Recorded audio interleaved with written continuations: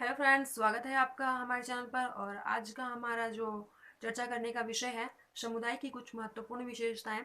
तो हम जानेंगे कि कौन कौन सी विशेषताएं हैं जो समुदाय को महत्वपूर्ण बनाती हैं। फर्स्ट पॉइंट है सामान्य जीवन क्रम।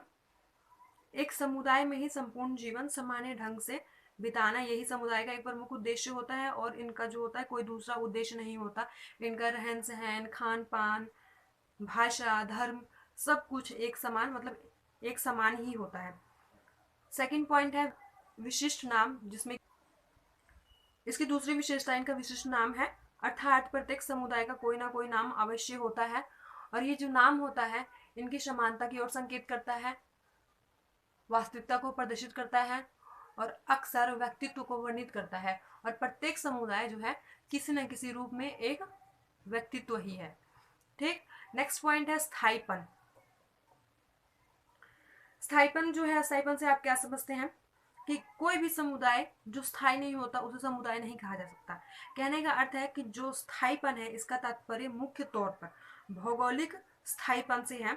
अर्थात समुदाय के सदस्य एक ही स्थान पर काफी समय तक रहते हैं। ठीक। इसलिए वो समुदाय के अंतर्गत आते हैं। अगर हम बात करें खानाबदोश की, तो वो एक जगह पर कभी भी, जो खानाबदोश लोग होते हैं वो कभी भी एक जगह पर काफी समय तक नहीं रहते और थोड़े समय के बाद एक स्थान से दूसरे स्थान पर जाते रहते हैं। तो इसलिए ये एक समुदाय जो है उसके अंतर्गत नहीं आते। नेक्स्ट पॉइंट है स्वतः उत्पत्ति। समुदाय किसी मानवीय प्रयासों का परिणाम नहीं होता, बल्कि यह एक प्रकार का प्राकृतिक विकास है। ठीक। क्योंकि एग्जाम्पल ले सकते हैं कि कोई भी मनुष्य जब संसार में आता है, ठीक, अपने परिवार में जब जन्म लेता है तो वह एक समुदाय का ही सदस्य होता है।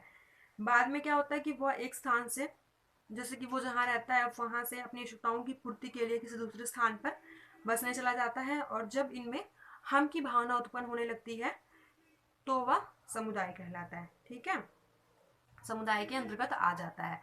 नेक्स्ट पॉइंट है सामान्य नियम।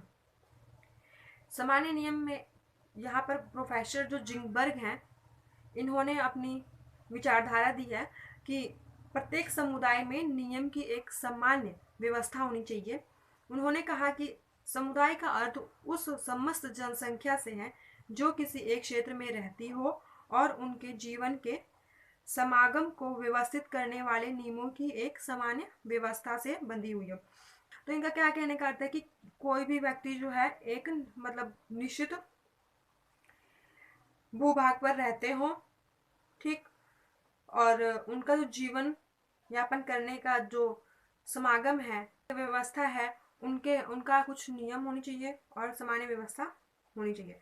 नेक्स्ट है आत्मनिर्भरता। आत्मनिर्भरता समुदाय की अंतिम विशेषता है, लेकिन आज के समय में यह महत्वपूर्ण नहीं माना जाता। पहले के समय में था कि जो प्राचीन समय था उस समय था कि जो समुदाय होते थे आत्मनिर्भर हुआ करते थे। उस समय मानव की आवश्यकताएं कम थी और दूसरी बात की जो यातायात थे, संचार थे, वो इतने उन्नत नहीं थे, उनका विकास नहीं हुआ था।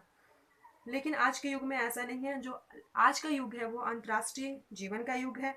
एक व्यक्ति है जो एक समुदाय पर ही नहीं बल्कि वो पूरे विश्व पर निर्भर होता है।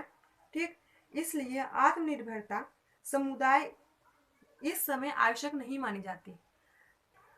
कहने का अर्थ है कि इस समय में जो पूर्ण तरीके से आत्मनिर्भरता है वो संभव नहीं है।